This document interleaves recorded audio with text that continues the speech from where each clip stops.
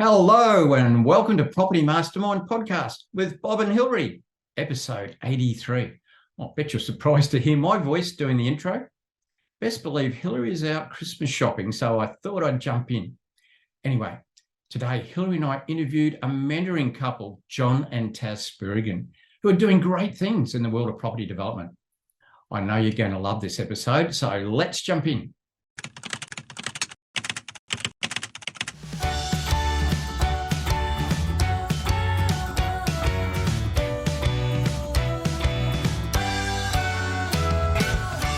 Well, pretty excited today, Hilary. We are excited, We've Bob. got John and Tas from Mila Developments on.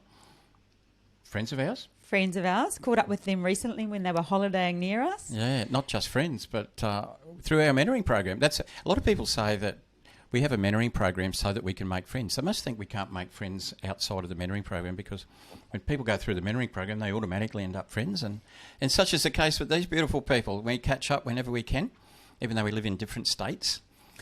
So John and Tas, living down in Victoria. A beautiful part of Victoria. A beautiful part. How did you met Bob just sort of early days when I came onto the scene. How did you find out about Bob and what made you decide to join the mentoring program?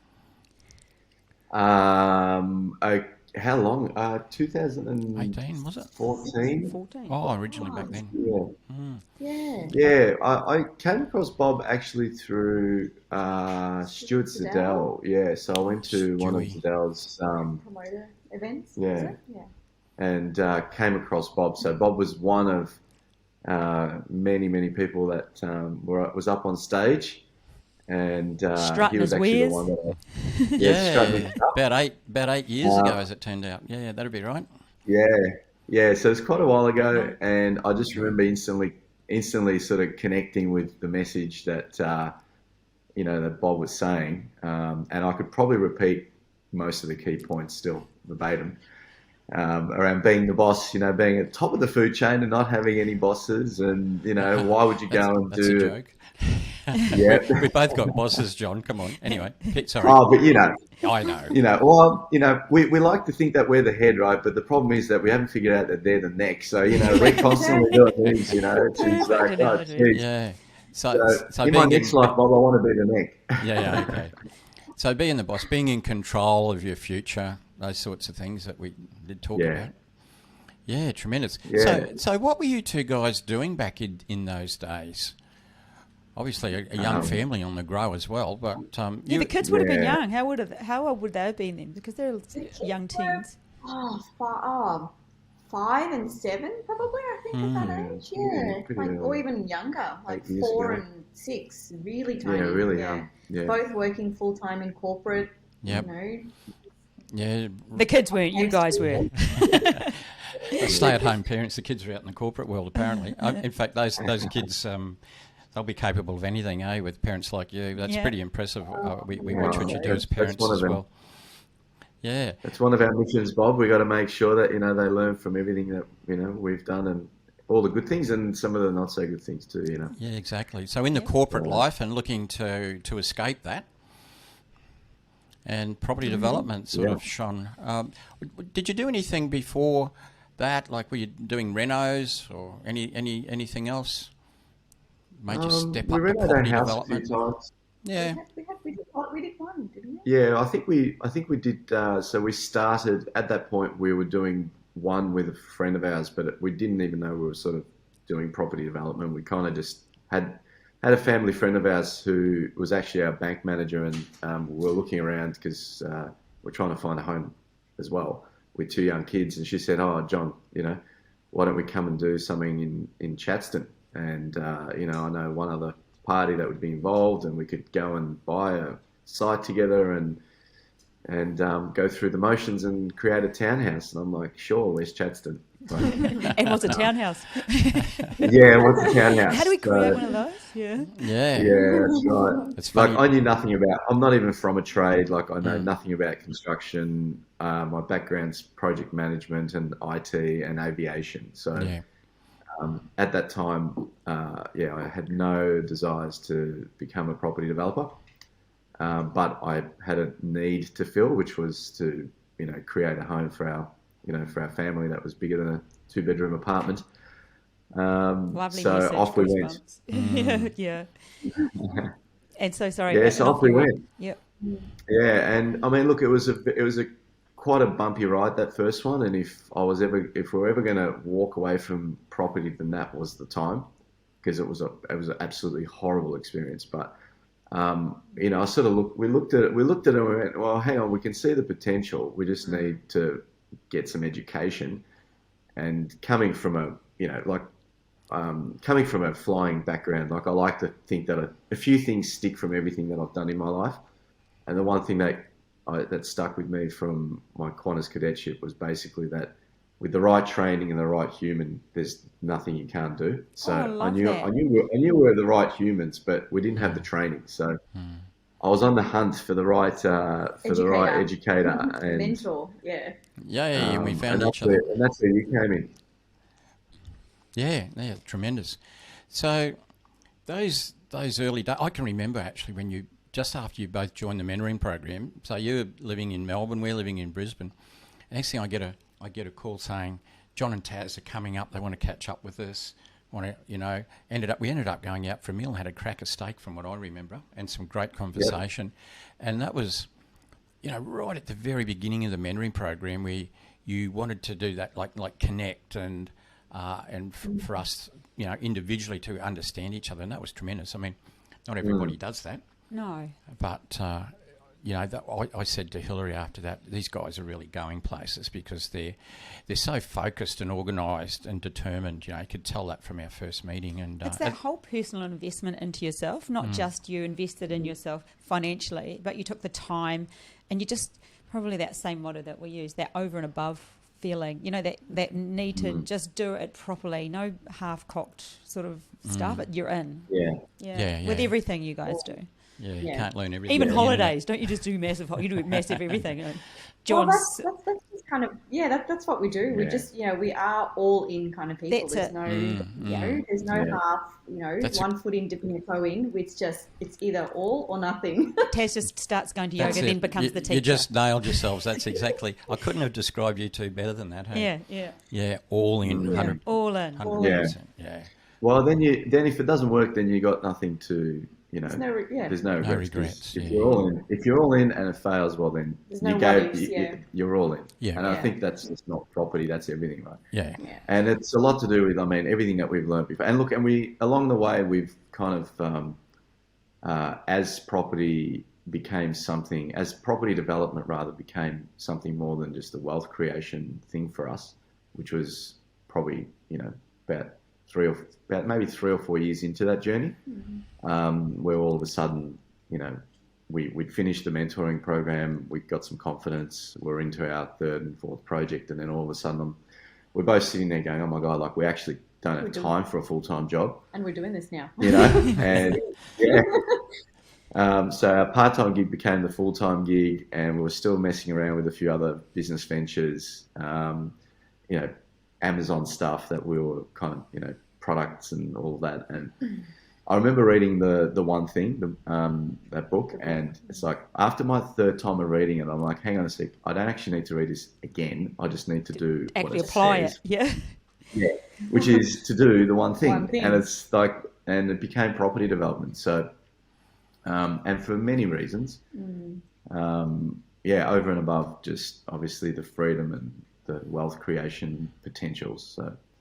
But I think also for you two, you guys create very, would I use the word luxurious? Your developments are, I'm going to use the word divine. They are very spectacular. They're different. They're a little bit, I wouldn't say edgy. There's something about them. They don't look like a stock standard. And not that there is a stock standard, but I think that, again, you're all in on the development design. What you're creating is beautiful product. Having looked at them, they always just stands out. They do. From They're everything beautiful else. Products. What you're creating. What made you go to the journey of going to that level for your developments? That's a good question, actually, and.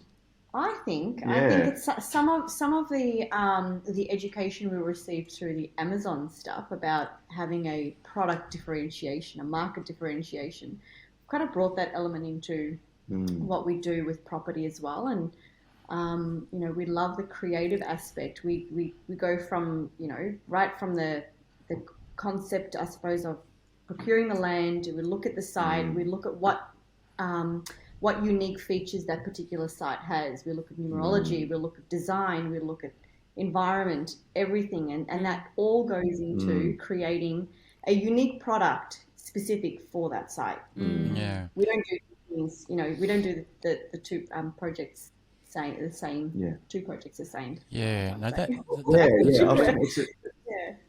it's a very good point. I mean, in reflection, for me personally, I've actually discovered through property development that it was actually a way for me to self-actualize. So it became a way for me to express who I am.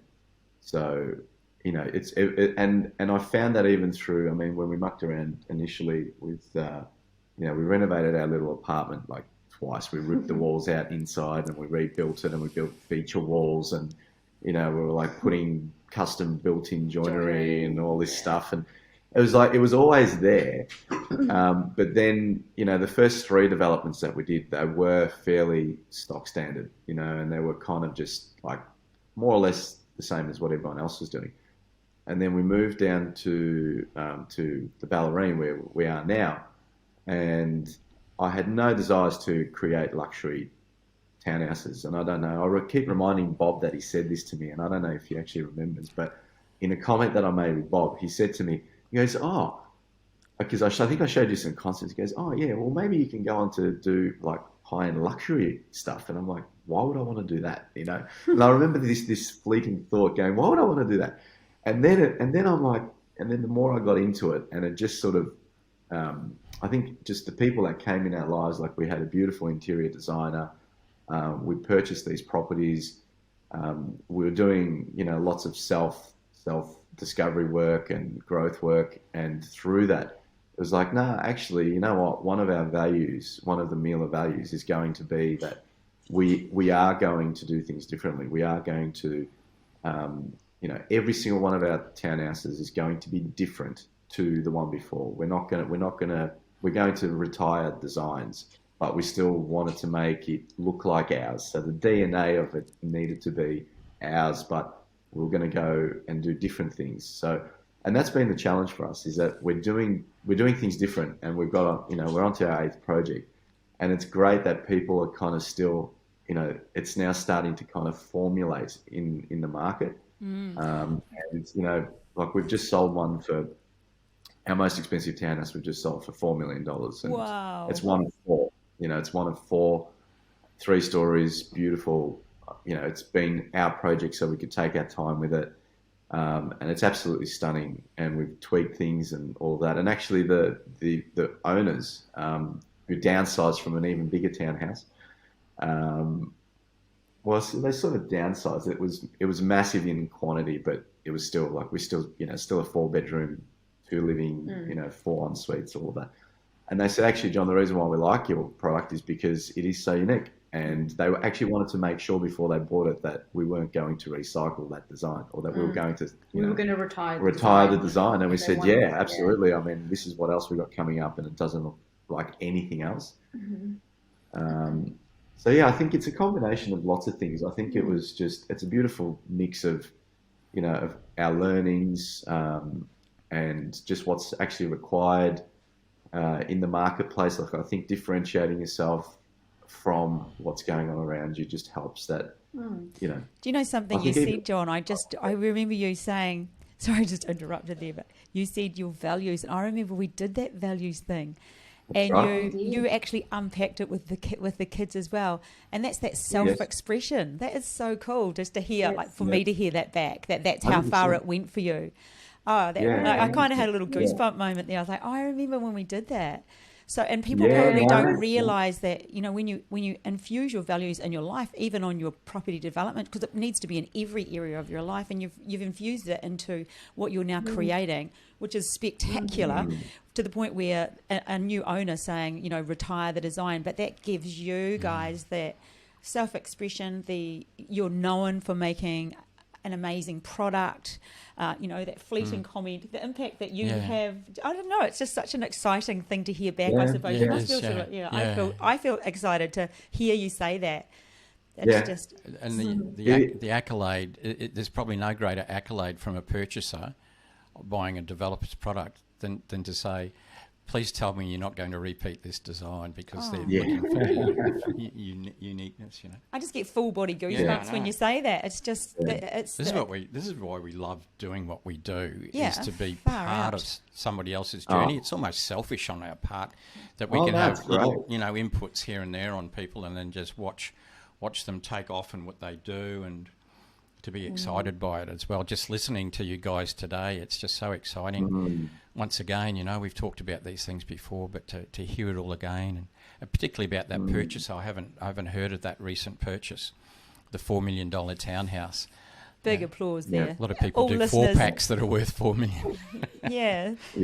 I mean, people listening, let's just recap. These guys came along and saw Bob back in 14, signed up in 15, and now on their 8th project, where one of the properties just sold for $4 million, and you're living your dream, living your best life, still jumping off cliffs and teaching yoga. Don jumps off cliffs, by the way. We don't know why. With wings. But I don't know. Well, we're coming up to visit to a bit closer to you guys. I think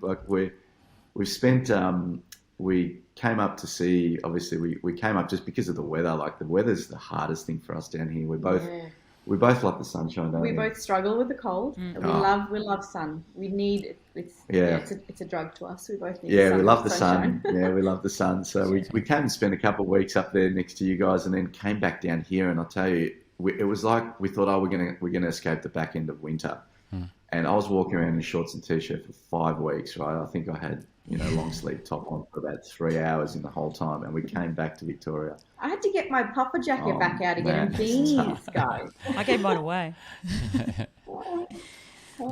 So you're thinking about a lot of wealthy Melbourneites, and I'll throw you in that kettle of fish now, do have a summer residence in Queensland. So is that where we're sort of thinking, or is it more permanent? That's definitely what we're thinking. Look, it's just look, the kids are very established here, and obviously all of our patch is here, and I know it inside out, and we're, I'm just going to ride this wave. But I think getting out of, having a nice little place up on the sunny coast for winters, 2-3 months of the year would be great. Yeah.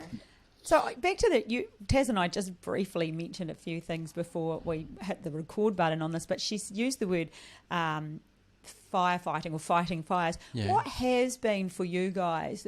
Where were the firefights? What have been the challenges for you to get to this point where you are now? Let's take off the sugarcoat and just tell her, has there been any, or you've pretty much managed them, or what's gone on for you? Look, it isn't a look to. I guess where we are now has been a work in progress, and as you know, Hillary, in the coaching that we've done with you, which, by the way, Taz and I spoke about looping back in the new year as well. So our plan, like even 3 years ago when we were working with Hillary, was to get both of us out of corporate and to do what we're doing. There was obviously a tipping point for us, which was about a year ago when we realised that I was drowning. And, couldn't be head of marketing, sales, design, all of the hats that we wear as developers, business owner, or whatever it is. And sound like trying to be a woman. But it was just impossible to get to that point, right? Where without some support, and needed help, and I needed someone that I could sort of lean on and trust. And Taz and I have been doing lots of stuff together, but kind of working I work backwards, and I think for us has been, okay, well, how do we create that? How do we create that runway where we can actually sustain ourselves from our own little business? So that was a fairly, and that took a lot of kind of forward planning, and then sort of going, okay, well, we're going to have to grow. So that means, we're going to have to do more than one project at a time, more than 2 projects at a time, more than 3. Okay, how do we do that? How do we go about doing that? And then how do we do that with still within our values, how do we make sure that we're doing that with integrity? Who do we want to partner with? And what sort of work do we want to do? How do we want that work to sort of play out? So there's a lot of sort of just background thinking, I think, that we did. Yeah. And we did actually a lot of that, Hillary, I don't know if you recall, but we did a lot of that with the work that we did with you, where we had like, pages of stuff where we kind of gone, okay, well, who are we? Who's Miller? Who are we individually? And then, once we were both able to talk about that, just enrolling people into, hey, here's what's possible, guys. Here's what we're doing for our close friends and family. And there's an opportunity to work with other people. So either in a project management, development management capacity, and probably more recently, we've been approached by a few people to work with them. So they just wanted to basically, they've got obviously very successful property development in Melbourne. So it's through a contact of ours who we've been working with and doing business with for about 5 years. He's our broker, actually. He knows who he is. And he's approached us and said, look, John, obviously we've worked together for a long time. I know what he does in Melbourne, big stuff, beautiful stuff as well. And there was just a natural alignment there between what, they do and what we're doing here. So the last two projects that we've embarked upon, which was an eco village, which is gorgeous. It's all going to be, 8.7 star, built out of, mainly recycled, everything from recycled concrete to plaster to as many eco components as we can put into it. It's going to be an amazing product. All just standalone homes on an acre and a half. Almost 500 square metres each. Yeah, minimum 500 square metres. So it's a bit of a different thing to what we've done in the past. We've always tried to, maximise the, highest best use as our budding property developers would know. We kind of went a bit different with this. We thought, no, we're gonna honour the land, create single larger homes. There's some of them on 600 square metre blocks. Like you could almost subdivide it if you really wanted to. But yeah, so we get to work with some like-minded people, and we get to do more of what we love, and a lot of the conversations too with these guys was, hey, but by the way, this is how we work, and we're not interested in jeopardizing the brand. We're not interested in jeopardizing our lifestyle. So it was about having clarity of thought to be able to then take that into conversations that we have with potential people, clients, or whoever they may be. So in a very roundabout way, I think a lot of planning is the answer to your question, Hillary. Like we had to do lots of planning and knowing who we are and what we want and what we don't want. And then winding it back again in the earlier days, as Bob would remember, I signed up with Bob and I made it pretty clear that, hey, we're in a position where we're actually hamstrung because of the financial decisions that we made prior to that, and knowing what I needed to do. And I was like, oh, Bob, we're here, but we just can't move because we don't have, we've got all this money tied up in things, and we've got to plan and sell stuff, didn't we? Mm-hmm. So there's a lot of personal development things that had to go on. Like, we just moved into this brand new townhouse, and both Taz and I looked at each other and went, we're going to have to sell this thing to actually do what we want to do. But we're so attached to it because it was, it was what we built. It was what we built. That's the whole all-in mentality, way of thinking. So even though you were attached and you were there to be all in, you had to do something. You had to get uncomfortable for a while to create that comfortableness. Something else I heard you talk about just then, which is I hear so often with other people. You got to that tipping point where it was almost overwhelming for you to sustain. To create what you wanted, you got to that hamstrung even within the developing side. So at the beginning you were hamstrung when you first spoke to Bob, which is very common as well. And then to be able to move forward, and then you hamstrung yourself. It just reminds me so much of a few other people who've got in mentoring like that, at that tipping point where you've got to make that decision where, okay, it's now, because they want there, it's that jump, we're doing it now. Yeah. And what you said there, Hillary, about being uncomfortable, that's not a very nice thing for people to be in, particularly when you are making a jump from a side hustle to your full-time gig. There's the comfort of a full-time salary and, the comfort of what you know. Yes. But if you have that passion and that drive behind you, and the right support. And the right support, like, we had, two amazing coaches in the two of you. And the community as well, it's a beautiful community that we've joined. But sometimes you have to trust in yourself and in your support, and you close your eyes and you jump, and you know that you're going to be held, and things will work out. You're talking about you guys there. Remember we did the profiling, and for you, Tas, that's a harder place for you, whereas John to jump slightly easier because he's more of that risk-taking personality, and absolutely. Well, he even just jumps for fun, but that's actually literally the man who jumps off cliffs. Yeah, for the hell of it. But knowing the two of you, like that pain or that uncomfortableness for you would have just been horrendous. Hey.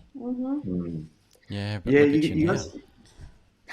You keep saying that about me, Hillary, but I don't know if you recall. One of the things with me is he's very risk averse. I'm actually extremely risk averse. Like some of the stuff that I do it because I need to kind of like. It's my actual natural state is I need a lot of certainty. Certainty is massive for me. So when I jump off a cliff, I can guarantee you that it's like every time I do it, right? You've ticked the boxes. It's like I've ticked the boxes, and it's like and when it does work out, and it has been for the last 10 years. So far, so good. You kind of just you kind of back yourself again and go, okay, cool, like that works, So yep, keep doing what you're doing, and you keep refining things, and you make sure that your buckle's all done. And do you know what I mean? So there's a level of, and this is I've made this comment so many times to so many people that we're taking along this ride because we are taking along people, and it's part of who we are. Like we're doing projects with our closest mates and friends and family, and we're like, we see beautiful people along the way, and we're like, guys, come do this with us, right? Here's what's possible. Do you know what I mean? And it's actually not because we need them anymore to do it. It's because we want to show them, that it's possible. And then make an impact in people's lives also. Give back a little bit. Give back, and like we're doing projects with Noah, who and he was, he's looking, jumping on your course when he comes down, and I've said to him, mate, this is what I've done. So looking at inspiring people and sort of passing that forward, I think is paying it forward. Yeah.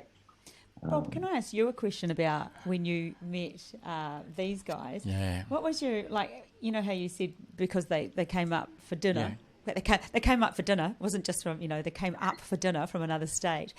What have you thought, or how have you found working with these guys? Can I ask that question or live?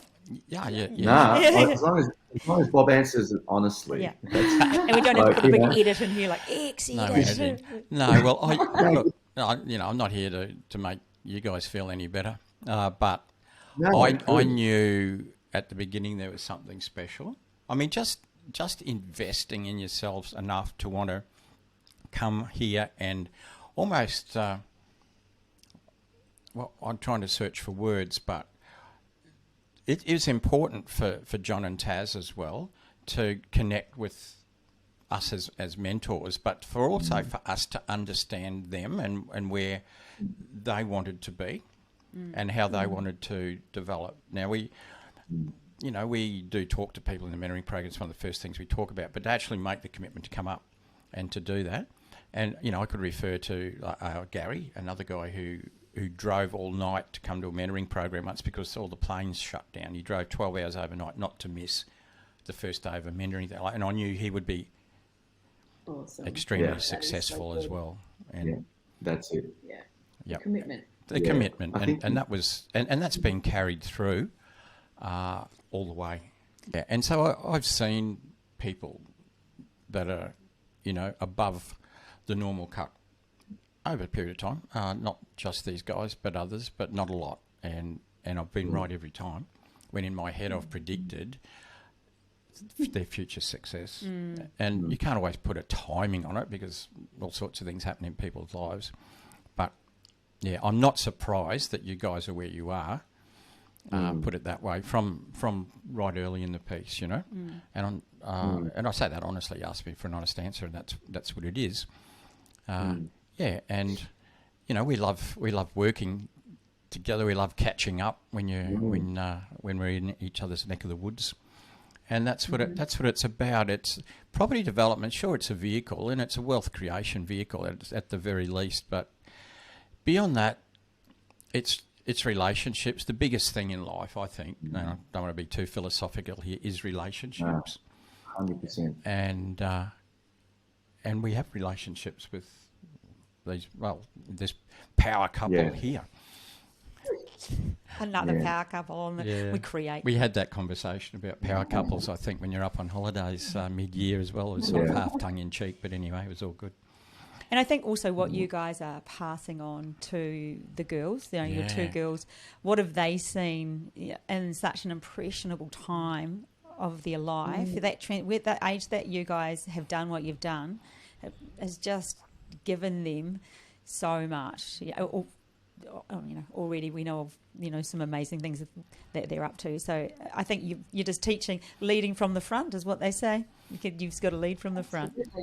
Yeah. Well, I think a conversation that we have with the girls, and we're very supportive of whatever dreams they may have, career dreams they have.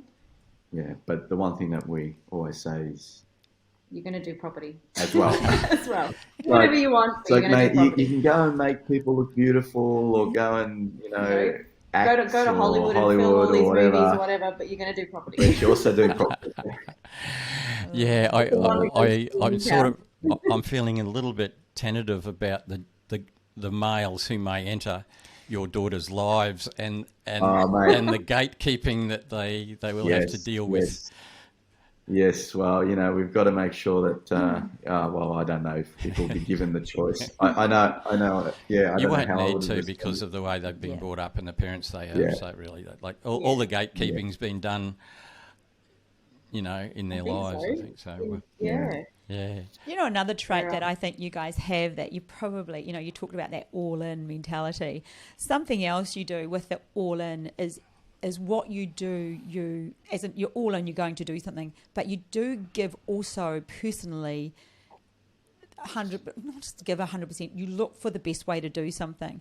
And I'll never forget that conversation, John. You said to me you were getting your website rewritten by a marriage celebrant because she was an amazing writer.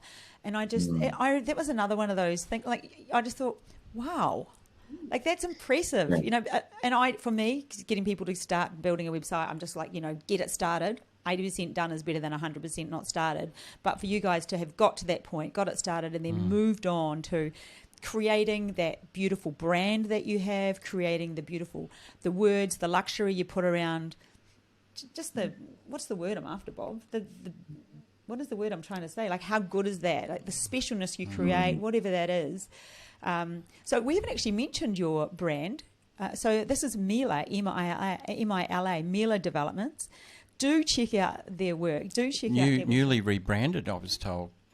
Recently. It's not that different from the other brand. It's similar though, isn't it? It had to be the same. Very similar with an eco touch. Yeah. Just a very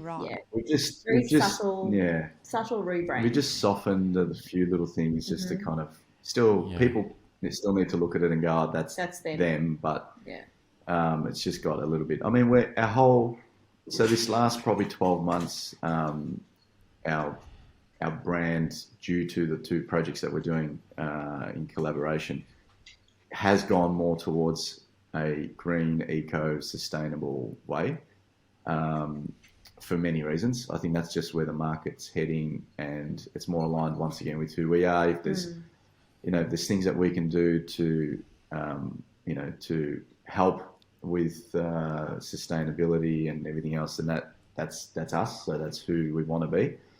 And it's also creating an element of, when you're limited to materials now, you don't have a full range of all of the materials that you could use. How do you still create something that's amazing and beautiful and aligned with brand, but now you're limited to a lot less products? And that's been the challenge for, for us on this one has been, so starting with the end in mind, which is, hey, here's the brief, guys. We're going to create something amazing, but it has to tick all these boxes. And we're like, oh, okay. So there's a huge learning curve, and like we love doing that. Like we love doing that for all of our projects. Like we've got a Pinterest board for every one of our projects. So when we buy a site, we kind of look at it and go, okay, here's sort of where we want to go. Tassie and I do that together, and we kind of, that's where some of the testing can happen sometimes, Hillary. The test? Like, no, I think we've done this before. No, we should be going in that direction. I don't like it. It feel right for this time. So we spent the whole day yesterday. Yeah, we drove into Melbourne yesterday. Which we never do anymore. Like it has to be a very special occasion, like Bob and Hillary coming to town, or going and selecting tiles and stone. Yeah. So that was pretty fun. That was fun, and we love to do that. Like we spent a whole day just going through some of the best showrooms in Australia, like, high-end stuff. And it was like, we found products that are absolutely amazing. So yeah, these incredible products that are sustainably actually made, and they actually self-clean, and they take pollution in from the environment, like from nature.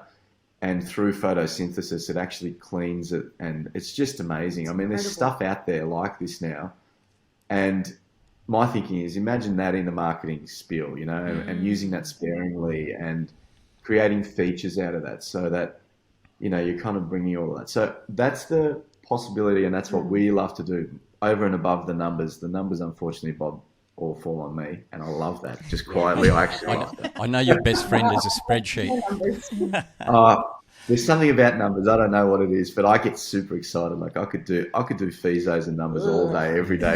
Taz talks to me about feasibilities. I'm like, oh no. I remember all those spreadsheets you used to build too. I used to love it. I was so excited to ring me up. You've done a new spreadsheet about this and that. Yeah, well, suburbs. Yeah, I was looking at suburbs back then. So yeah, no thanks. That's it's been amazing. Yeah, it is amazing. Well, that's incredible. I'm just so proud of you guys. I mean, you don't need me to say that. You're totally independent, but just to have worked with you, in those early days of transitioning, and just to see what you're doing and what you've done and what's ahead of you as well. I mean, that's exciting, isn't it? Looking to the future. Yeah. They used the word beautiful people, and they said we don't need those people anymore, but we bring beautiful people with us. And I think that, I remember Dan King saying he used to stand outside a development and think, I just created this and I've employed so many people and I'm making somebody happy. You look at it in a way that's special. We are creating something beautiful, something that's beautiful for the environment. We bring beautiful people along the way. We don't have to, but we choose to. Wow. Yeah. Yeah, and the whole... I think I've had goosebumps so many times in a row. It's been crazy. But you guys do that. You guys do that. Both of you guys do that. And that's why for us, this isn't about us like today, honestly, you've actually caught us at you have no idea what was going on in this house 5 minutes before we jumped on this call. And even like yesterday, we're fully, we're fully in like dialed mode, right? But coming back to it, you guys do this. Johnny was just saying yesterday, after the exhausting day driving into Melbourne, selecting tiles, we had a car full of settlement boxes we just went and picked up for our 2 developments that we're handing over next month. We do settlement boxes. Yes, actually, we should show you a settlement box. Yeah, I'll bring it up in a minute. But we were laughing, saying we have the best life. This is the most funnest job. And like you said, John, if we can inspire someone to make the leap and just go, oh, you know what, it's possible. Do it, because it's there's so much of an element of self-expression, of freedom, self-development. It should be called self-development. It's not just property development. There's a lot of self-development. Self-development plus property. Yeah, that'd be interesting. Well, personal development. It is. I'm telling property you now, development, like, the amount of things, relationship development. The amount of things that we learn, isn't it? Like attachment's one of those things we have conversations with people all the time. You know, and that was been the biggest thing for us. Is we build these beautiful things, but can't be attached to it. We want to move into every one of them, but no. The right thing to do. just on that, right? Just to put things in perspective for people. So we've been on this journey now for a long time, and we are at the end of. We've just started the construction on our home, which we're going to move into. So we have been living in development sites, right? With rats and possums in the ceilings and in the walls. Broken air conditioning. Bathroom cupboards that fall off hinges. That's been our life for the last 6 years? 6-7 years, right? So all to get to another year. So 7 years, right, of delayed gratification, right? Self-sacrificing. Right. So there's so much of this that will test people, right? And, it all has to be part of it, right? And that's why I think the formula that you guys have, Bob, like, Bob, to me, understands, and actually we spoke about this. I don't know who we spoke about this. Oh, actually, we bumped into someone, Bob, that knew you guys, right? We had a lunch with some finance guys who obviously have lots of money and they want to part with it.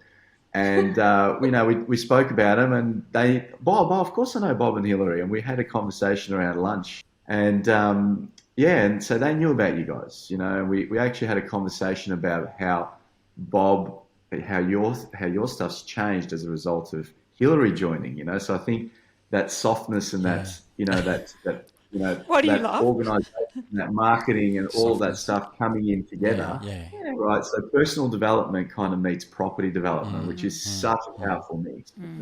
And I think that's your unique, DNA. Differentiator is that. I don't think you can be successful in this game just by doing one thing well. I think you need to do both. I think you need a lot of diversity. Yeah. You need to. And evolution too. You have to evolve. Yeah. Yeah. Well, I've actually recorded the podcast after this one. I've already done that this morning, and it's all about that. It's all about where is your mind set? Like, are you a thermostat or a thermometer? So I just thought it's rolling into the new year. It's a good time just to get thinking about, where. Oh, yeah. Just the way you think and how it's totally up to you. But I mean, it's been great hearing the challenges, the awesome parts, you've obviously had struggles, the decisions you've had to make, the changes, the growth, just what you've been able to achieve. Just fantastic. Yeah, it is. It's all in all, having fun. Yes. Oh my gosh. Number one value, Hillary. Remember? That's my number one. That's my number one. Well, guys, we want to really thank you for opening up and making yourselves available. And as you say, really believe that this will encourage people, and that's what we're about as well. Hey? And to make that move, to take that step. So we hope that those people listening are inspired by this, and check out meladevelopments.com.au. Their new logo, not that different to their old one. Gorgeous logo. Read the website. They're doing an amazing job, just an everyday couple, just like everyone else, who trusted in themselves, invested in themselves, and did the hard yards. Because, they're living in properties where the walls have got rats in and the cupboards are falling off. And, who hasn't done it? You got to do what you got to do to get to where you want to go. So well done, you guys. So we just want to thank you so much for having the chat. Thank you. Thoroughly deserve your success. Catch up with you guys for a sneaky cocktail soon. Yeah. Oh, absolutely. Thanks, guys. See you soon.